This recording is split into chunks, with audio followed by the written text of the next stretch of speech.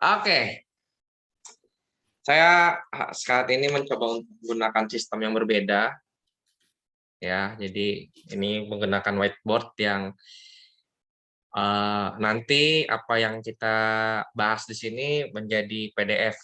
Jadi nggak kayak kemarin, ya kalau kemarin kita sistemnya gambar dan banyak banget, ini sistemnya PDF satu tapi bisa berlembar-lembar lah kira-kira gitu. Nah, kemarin kita udah bahas massa jenis, dan massa jenis itu salah satu sifat dari benda, yaitu sifat, kemarin kita bahasnya sifat fisika atau sifat kimia, masih ingat? Sifat fisika atau sifat kimia kemarin?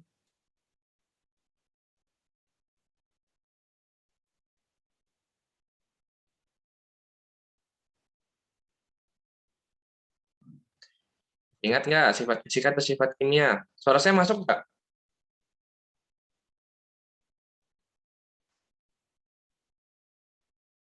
guys? Sepertinya unstable.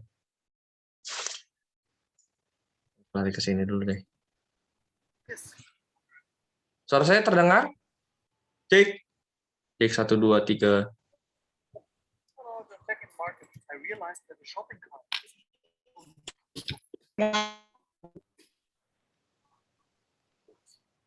Nah.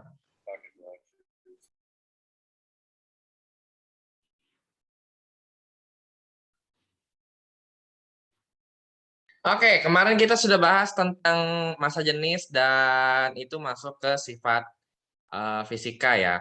Nah, sekarang kita akan bahas yaitu kok ke sini? Ini apa yang ini? Ini yang disebut dengan sifat kimia. Ya, yang pertama ini mohon maaf kita tidak sedang mensponsori sesuatu ya, karena saya tidak dibayar oleh yang bersangkutan, kecuali saya di endorse ya. Kalau di endorse 30 juta bolehlah saya tayangin ya. Emang nggak ada lagi. Oke, yang pertama ini pernah ada yang belum pernah minum, ya saya langsung sebut aja lah ya. Ada yang belum pernah minum Coca-Cola selama kalian hidup selama ini? Nggak dibolehin, nggak dibolehin. Dibolehin? Cuma sekali doang, nggak pernah. Mas sekali. Hansen belum pernah? Oke, saya tanya yang sudah pernah deh. Yang sudah pernah angkat tangan. Ya, atau ya kadang-kadang sih, kalau sering kan nggak boleh juga ya. Yang pernah. Oke. Ada satu hal yang tidak boleh dilakukan oleh kita ketika minum Coca-Cola. Minumin. Yaitu Pakai min. Minum Pakai Coca-Cola. min, kalau nggak meledak. Lain dengan mint. Pernah nggak sih ada? Mentos. Oke. Ada satu hal yang sebenarnya ini bukan larangan, atau ya kalau saya sih bilang ini larangan ya, karena ini bisa menyebabkan rasa dari si Coca-Cola ini hilang. Yaitu ketika si Coca-Cola ini dikocok. Pernah nggak sih kalian minum Coca-Cola terus di-shake gitu? Pernah. Apa yang terjadi ketika si Coca-Cola di-shake? Coca-Colanya meledak karena ada karbohidrat di airnya. Meledak. Wah, oke, meledak ya. Selain meledak, bisa menyebabkan rasanya jadi hilang, benar nggak sih? Yang tadinya asam Iya. banget terus tiba-tiba jadi kayak air biasa. Nah, ini yang disebut dengan yang pertama itu kestabilan. Maksudnya gimana tuh, Pak? Di dalam Coca-Cola ada yang namanya asam karbonat. Ya, asam karbonat. Nah, jenis asam karbonat nanti kita akan bahas di bab selanjutnya ya. Asam karbonat itu H2CO3. Ketika kita shake si Coca-Cola ini, maka asam karbonat ini akan dia itu tidak stabil. Nah, dia tidak stabil, maka dia berubah menjadi yang pertama adalah H2O dan yang kedua menjadi CO2. Jadi rasa si asamnya udah nggak ada lagi. Itu ya. Makanya ketika si Coca-Cola ini di-shake, jadinya kerasanya kayak air biasa kan? Ya nggak sih? CO2 dari mana? CO2-nya dari mana? Oke, ketika di-shake kan ada yang namanya gelembung, bener nggak sih? Ada yang biru-biru gitu ya nggak sih? Warnanya entah warna apa lah. Nah, Apa sih? itu salah itu yang disebut dengan karbon monoksidanya, karbon dioksidanya. Kalau kita pernah minum Coca-Cola tanpa di-shake, itu kita sering merasakan yang namanya sendawa. Pernah nggak Wilson minum? Wilson tadi suara Wilson kan? Wilson, Ya. halo. Saya hanya lihat Ya. rambut kamu sama lukisan di belakang. Lukisannya keren juga. Duduk yang bagus. Iya, iya. Nah, kan? Nah, ya dia keluar. Oke, Ya. pernah kan? Ketika kita minum Coca-Cola, itu pasti kita merasakan yang namanya sendawa. Nah, itu salah satu dari si karbonnya. Iya. Gitu. Itu yang disebut dengan kestabilan. Makanya ketika dikocok dia berubah menjadi atau di-shake dia berubah jadi H2O dan CO2. Oke. Tuh. Ada yang mau ditanyakan tentang kestabilan ini?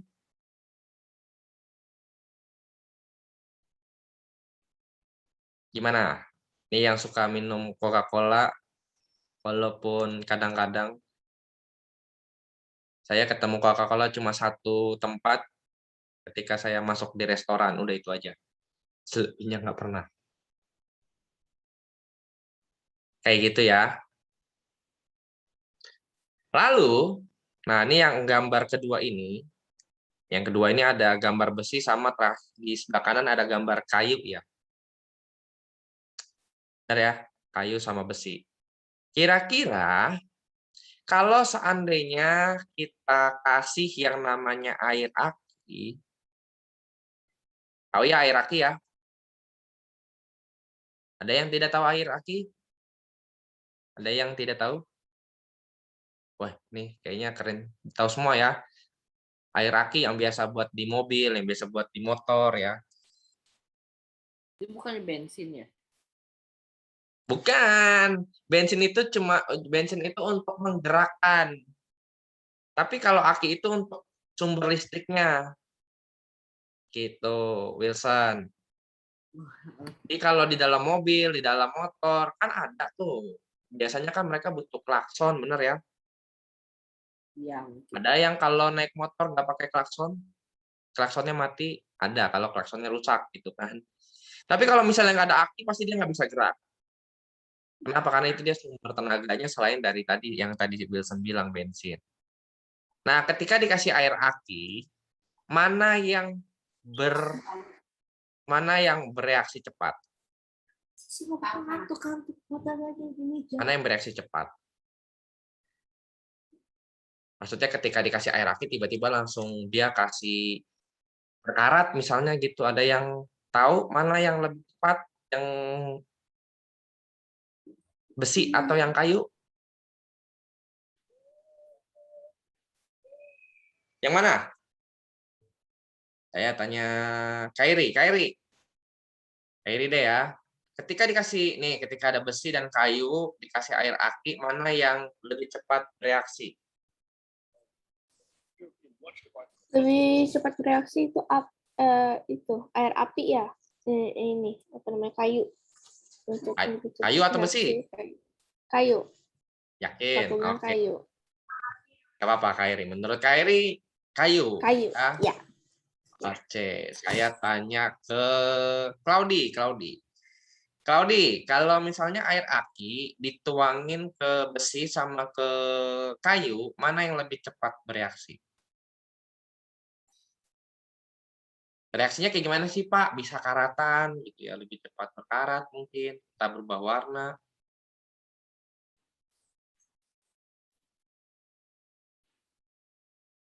Menurut Claudi yang mana? Besi atau kayu?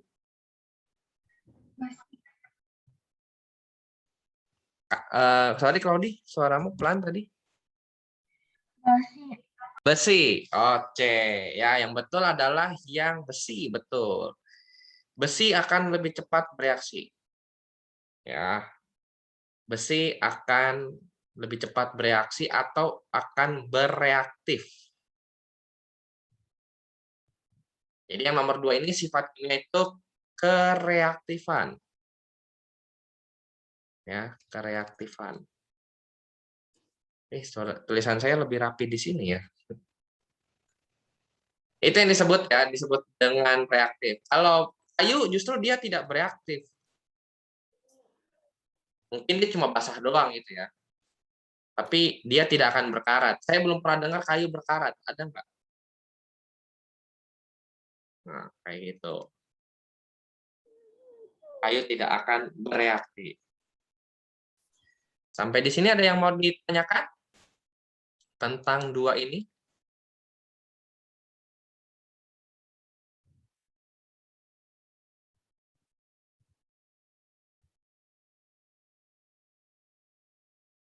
Nggak ada.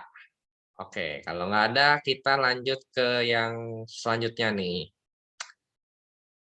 Apa sih nih? Yang paling atas nih? Ini apa nih? Silakan nyalakan mic-nya. Jangan takut salah menjawab. Garam. Ya, betul, garam dapur. Ini kayaknya Kalista sering masak nih. Jadi tahu itu garam ya. Oh, bukan. Kirain. Ya. Oke, garam dapur. Nah, garam dapur ini kan kemarin kita taunya adalah senyawa NaCl ya, natrium klorida. Nah, ternyata dia itu bisa terurai ya, dia bisa terurai menjadi ya, terurai menjadi Na+ ya, ditambah Cl-. Ini adalah unsur penyusunnya. Ini yang disebut yang ketiga adalah daya ionisasi. Daya ionisasi itu adalah kemampuan benda ya atau kemampuan senyawa berubah atau terurai menjadi unsur penyusunnya. Ya. Na, natrium, Cl kemarin. Ada yang masih ingat Cl apa? Cl? CL. Ya, Cl apa? Klorin ya. Klorin. Thank you, Wilson. Yes, benar. Ya, berarti Wilson masih ingat. Baguslah. Kayak gitu ya, jadi bisa berubah. Selain garam ada apa aja sih Pak? Ada asam dan basa. Cuma nanti asam dan basa akan kita bahas di pertemuan di bab selanjutnya. Tapi kita kasih tahu yang sederhana dulu aja. Kalau garam dapur, ada yang belum pernah ketemu garam dapur selama hidup? Cepat sekali. Cuma, Oke. tapi kan Garam Tidak. dapur kan dipakai buat masak. Iya, tapi pernah kan? Pernah ketemu kan? Bentuk garam kayak gimana? Ya, nanti waktu ke dapur lu nggak tahu lagi bedanya gula sama garam, rica gitu ya. Wah, ini kayaknya tapi kayaknya semuanya sudah semuanya sebanyak 33. Satu orang lagi kemana nih? Kayaknya lagi koneksi bermasalah tadi sempat live. Oke, sebanyak 33 ya 34 orang di sini semua pasti tahu yang namanya garam dapur. Jadi saya kasih taunya sederhana aja. Yang keempat, sebelah kiri ada apa dan sebelah kanan ada apa? Air yang tadi yang belum ngomong itu. Yang mana yang air? Yang kiri yang kanan? Yang kanan air. Yang kiri? Bensin. Bensin. Saya mau tanya, lebih mudah terbakar yang mana? Bensin. Nah, lebih mudah terbakar yang bensin ya. Bensin. Lebih mudah terbakar sementara air tidak. Ya. Yang keempat sifatnya adalah keterbakaran. Ya, keterbakaran. Contohnya bensin, tadi ada kalau yang tidak bisa mudah terbakar ada air ya. Air nggak bakal sedikit bakar. Ya, makanya kan tidak mudah terbakar gitu ya. Mungkin. Sekalipun bensin makanya kalau kita ke SPBU kan beberapa ada larangan ya, benar ya? Ada yang tahu nggak larangan di SPBU apa aja? Nggak boleh merokok. Ya, nggak boleh merokok. Ya jelas ya. Bayangkan aja kalau lagi ngerokok terus tiba-tiba asapnya sorry bukan asap ya, tapi sisa kan kalau orang ngerokok kan ada sisanya gitu, ada yang jatuh gitu kan, ada abunya. Bayangkan kalau itu masih nyala terus masuk ke dalam tangki SPBU. Wah, meledak gitu ya. Selain merokok ada apa lagi? HP-nya nggak boleh nyala. Nah, kenapa HP-nya nggak boleh nyala? Karena ada yang namanya gelombang. Ya, gelombang elektromagnetik yang bisa membuat si bensin ini terbakar. Ya, kayak gitu. Makanya nggak boleh. Ada yang mau ditanyakan tentang sifat kimia? Ya, jadi sifat kimia ini cuma 4. Nah, cuma ada 4 ya, kestabilan, kereaktifan, lalu daya ionisasi, dan keterbakaran. Adakah yang mau ditanyakan? Pak, Ya, kalau lem itu terbuat dari apa, Pak? Lem cair. lem apa? Lem cair. Cair yang buat apa nih? Lem banyak banget. Yang kayak lem uhu gitu loh. Itu terbuat dari apa itu? Kita coba kita searching video komposisinya. Komposisi dari saya coba searching ya. Karena saya belum tahu tuh itu bahannya apa aja. Biasanya kalau di dalam apa namanya? Dalam bahan pasti ada yang namanya komposisi. Komposisi lem. Kita lihat ya. Komposisi lem UHU ya. Ya,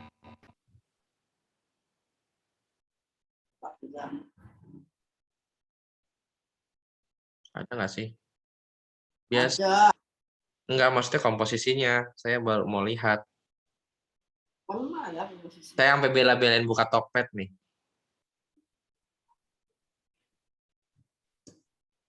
Kayaknya nggak ada komposisi. Nggak kelihatan. Dibungkusnya nggak kelihatan. Sikat. Nah, mungkin nanti salah satu dari kalian ada yang nyoba. Nggak ada. Cuma Nah, ya. dikasih tahu UFO adalah perekat segala macam, terus menggunakan bahasa Indonesia, bahasa Mandarin kalau nggak salah ini. Jadi komposisinya nggak dijelasin. Kenapa emang kok nanya si lem itu? Usil aja. Usil. tadi ngomongin bensin kan kayak mudah terbakar gitu. Lem kan juga mudah terbakar, tapi dari mana gitu bisa kebakar. Iya, Ram. Oh, ya, I know. Oke lah, nanti saya coba cek ya, yang bisa buat dia mudah terbakar. Si lem ya? Ya, Cek, nanti saya coba cek. Nah, terus selain ada sifat, ada yang namanya perubahan materi. Namanya perubahan materi, pasti materinya berubah. Ya. Perubahan materi. Yang pertama yang akan kita bahas ini adalah perubahan fisika. Perubahan fisika, kenapa disebut perubahan fisika? Karena dia tidak menghasilkan zat baru. Ya, tidak menghasilkan zat baru. Tidak menghasilkan zat baru. Contohnya apa sih, Pak? Nah, contohnya ini yang A nih ya. Saya kasih yang A. Yang A ini adalah perubahan wujud. Maksudnya gimana tuh Pak perubahan wujud? Nah, di sini ada 6 buah perubahan. Ada yang masih ingat nomor berapa dan apa perubahannya? Silahkan.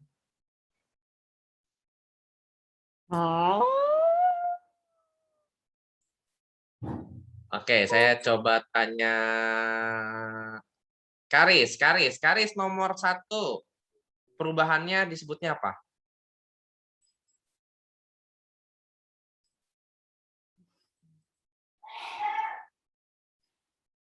Dan padat ke cair apa, Karis? Caris.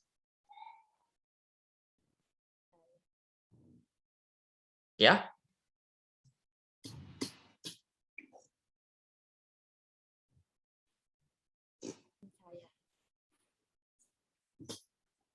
Ada yang bisa dengar suara Caris? Suara saya nggak kedengeran. Atau diketik aja kalau mic-mu tidak aktif, kamu bisa ngetik aja, nggak apa-apa. Nanti saya bacakan jawabanmu.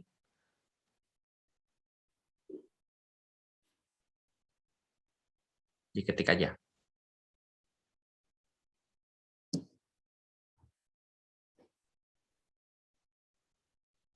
Mencair, betul ya.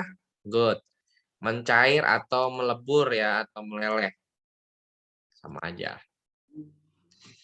Thank you. Nah, sekarang yang nomor 2 dari cair ke gas saya minta Sean. Dari cair ke gas kita sebutnya apa? Menguap. Oke. Menguap bukan ngantuk ya?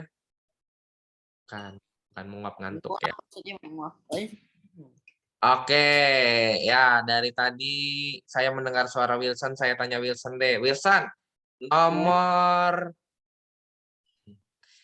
ngacak ya saya nanya ya. Nomor 5 apa Wilson? Nomor 5, ke gas ke cair. Bentar. Menyublim. Wah, masa mau nyublim? Salah. Salah. Kurang tepat. Saya tanya Monica. Monica nomor 5 dari gas ke cair kita sebutnya apa? Aku kurang tahu. Menghamur. Oke. Menguap. Menguap kan Salah. udah nomor 2 dari cair ke gas. Ada yang bisa bantu? Wah, partisipan raise hand. Saya minta Cliff dulu, Cliff. Apa Cliff? Mengkristal bukan? Kurang tepat. Jasper. Apa Jasper? Yang kelima kan Pak? Ya, yang kelima dari gas ke cair. Mengembun. Nah, betul. Mengkristal itu tadi ada jawaban kristal ya, dari kristal itu dari gas ke padat, itu yang nomor 3. Atau yang kita sebut dengan deposisi. Atau mengkristal itu dari gas ke padat. Ke gas nomor 4 menyublim. Nomor 4 menyublim. Nomor 6 membeku. nah, Meleleh. Membeku. Aku lihatnya terbalik. kebalik, nggak apa-apa ya. Itu perubahan wujud. Jangan sampai terbalik ya, terbalik ya, jangan sampai salah. Nah, kalau yang selanjutnya, yang nomor 2 ini, nah ini yang nomor 2 itu cuma ini doang. Yang nomor 2 ini ada yang namanya, wah ini kan karena larutan ya. Yang kedua itu karena pelarutan.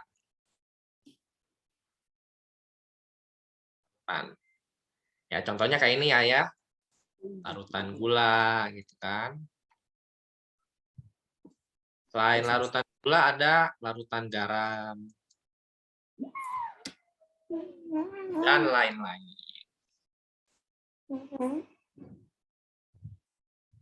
Nah, yang ketiga nih, yang ini deh, Yang ketiga ini dia yang kita sebut dengan perubahan bentuk. Lagi-lagi saya nyebut merek lagi di sini ya. Perubahan bentuk. Nah, perubahan bentuk di sini ada yang namanya tepung beras pasti berasal dari yang namanya beras kan. Beras terus berubah jadi yang namanya tepung beras. Ya, selain perubahan bentuk ada apa lagi? Ya, selain beras ke tepung beras ada apa lagi, Pak? Ada benang terus berubah jadi yang namanya kain.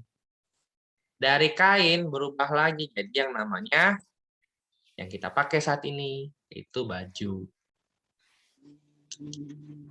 Akhir, yang 4 ini adalah perubahan energi.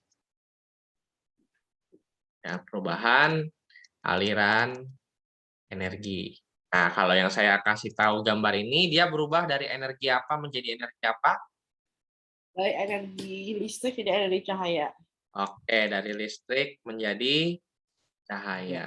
Dan masih banyak lagi. Oke, saat ini kita istirahat dulu ya.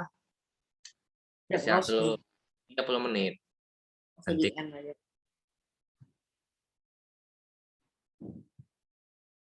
Istirahat kan? ya istirahat.